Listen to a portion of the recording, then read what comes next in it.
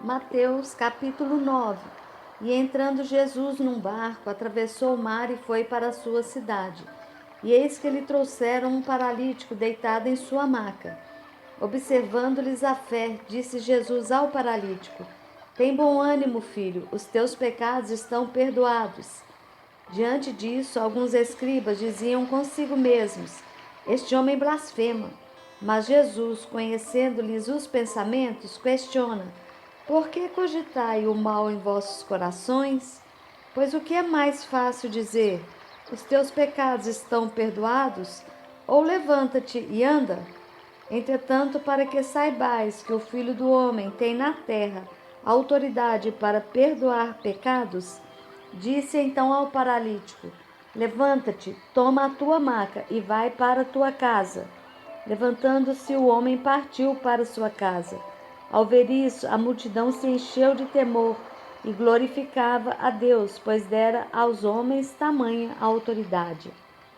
Saindo, viu Jesus um homem chamado Mateus, sentado na coletoria, e disse-lhe: Segue-me. Ele se levantou e o seguiu. E aconteceu que, estando Jesus em casa, à mesa, muitos publicanos e pecadores vieram para cear com ele e seus discípulos. Quando os fariseus viram isso, perguntaram aos discípulos dele: Por que ceia o vosso mestre com publicanos e pecadores? Mas Jesus, ouvindo, responde: Os sãos não necessitam de médicos, mas sim os doentes. Portanto, ide aprender o que significa isto. Misericórdia quero e não sacrifícios, pois não vim resgatar justos, e sim pecadores. Então chegaram os discípulos de João e lhe perguntaram: Por que jejuamos nós e os fariseus muitas vezes, e os teus discípulos não jejuam? Respondeu-lhes Jesus: É possível que os amigos do noivo fiquem de luto enquanto o noivo ainda está com eles? Dias virão quando o noivo lhes será tirado, então jejuarão. Ninguém coloca remendo novo em roupa velha, porque o remendo força o tecido da roupa e o rasgo aumenta. Nem se põe vinho novo em odres velhos. Se o fizer, os odres rebentarão, o vinho derramará e os odres se estragarão. Mas põe-se vinho novo em odres novos, e assim ambos ficam conservados. Enquanto ele estava falando, um dos dirigentes da sinagoga aproximou-se e, ajoelhando-se diante dele, rogou: Minha filha acaba de morrer, mas vem, põe a tua mão sobre ela e viverá. Jesus então levantou-se e seguiu com ele, e seus discípulos o acompanharam.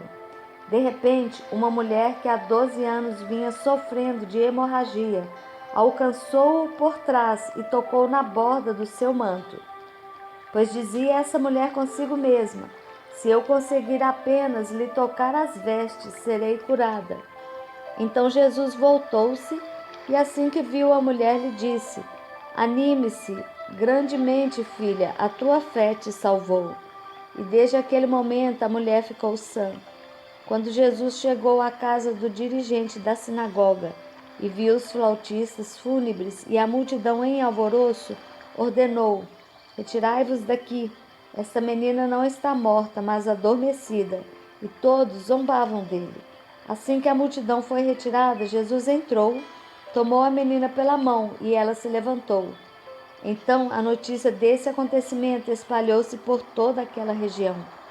Partindo Jesus dali, 2 homens cegos o seguiram, clamando: Filho de Davi, tem misericórdia de nós.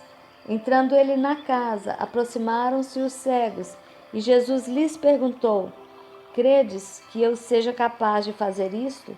E responderam-lhe: Sim, Senhor. Então lhes tocou os olhos, dizendo: Seja-vos feito conforme a vossa fé. E os olhos deles foram abertos. Jesus os advertiu então severamente: Cuidai para que ninguém saiba disso. Contudo, ao partirem, propagaram os feitos de Jesus por toda aquela região. Após terem se retirado, algumas pessoas trouxeram a Jesus um homem mudo e possuído por um demônio. Assim que o demônio foi expulso, o mudo passou a falar, e as multidões admiradas exclamavam: Jamais se viu algo assim em Israel. Por outro lado, os fariseus maldiziam. Ele expulsa os demônios pelo príncipe dos demônios. E Jesus ia passando por todas as cidades e povoados, ensinando nas sinagogas, pregando as boas novas do reino e curando todas as enfermidades e doenças. Ao ver as multidões, Jesus sentiu grande compaixão pelas pessoas, pois que estavam aflitas e desamparadas como ovelhas que não têm pastor. Então falou aos seus discípulos: de fato, a colheita é abundante, mas os trabalhadores são poucos. Por isso, orai ao Senhor da seara e pedi que ele mande mais trabalhadores para a sua colheita.